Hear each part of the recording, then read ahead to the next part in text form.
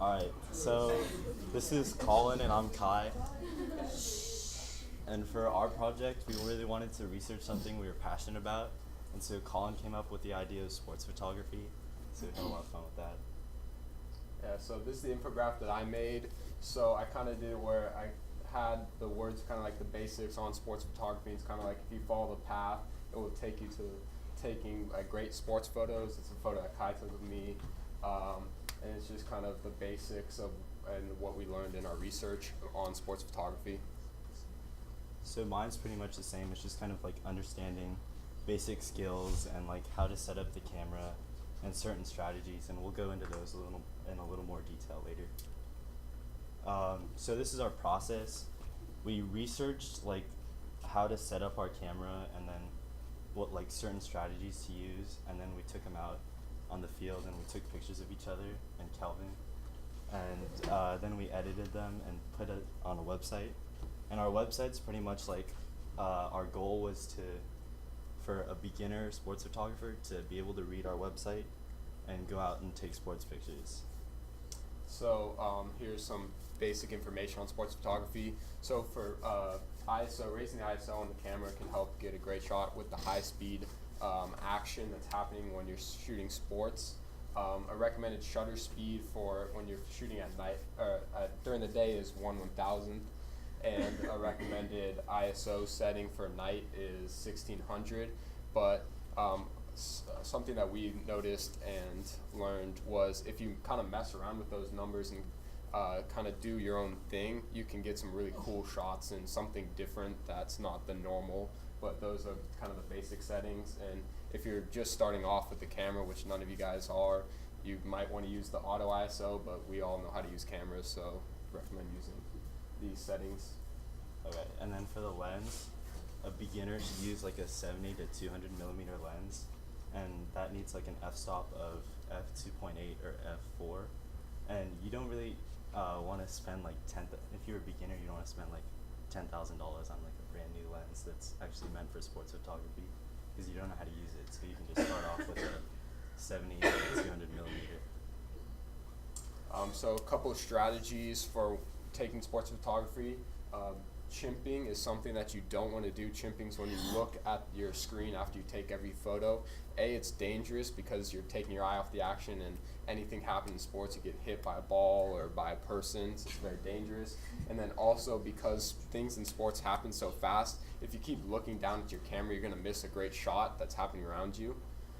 Another thing, you want to look at the surroundings. Sometimes the greatest shots in sports aren't of the action, they're of the coach on the sideline or the fan that's going crazy or whatever. You kind of want to get the whole feel of the arena or the venue that you're shooting.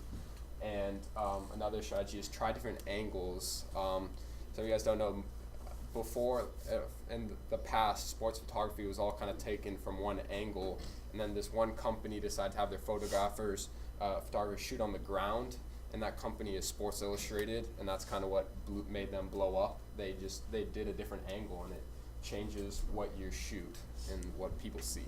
Yeah, I know Miss P always talks about not taking every single picture from eye level, and I think what's cool about sports photography is you can really capture like what the players see on the field. Like the fans who are watching on TV or in the stands don't get the same view, but sports photography like lets the viewer see what's on the field and really through the player's perspective.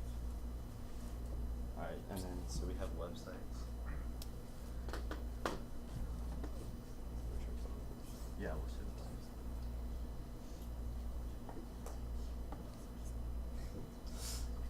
So we have like ISO. Which ones to set your ISO to? All three screens. Yeah, and then here's a picture we took of Kelvin. You want to keep the down arrow. And then like lens.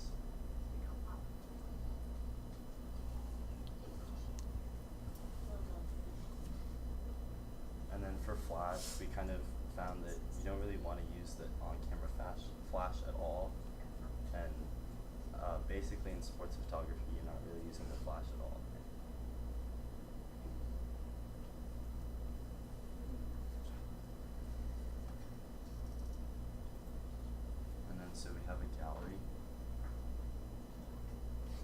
these are all the photos that we took when we were practicing. There's some of Kai, Owen, and I taking photos, and then there's some of Kelvin skateboarding.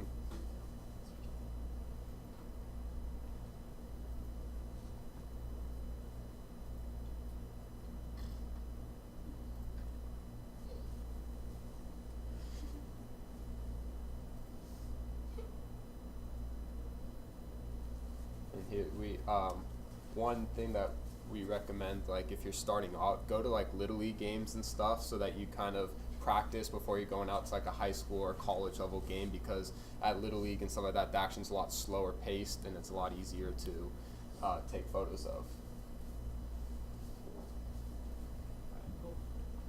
Yeah. Alright. Yeah, our websites are pretty much the same. And then just like thanks to Kelvin and Owen because they helped us taking our pictures. Yeah.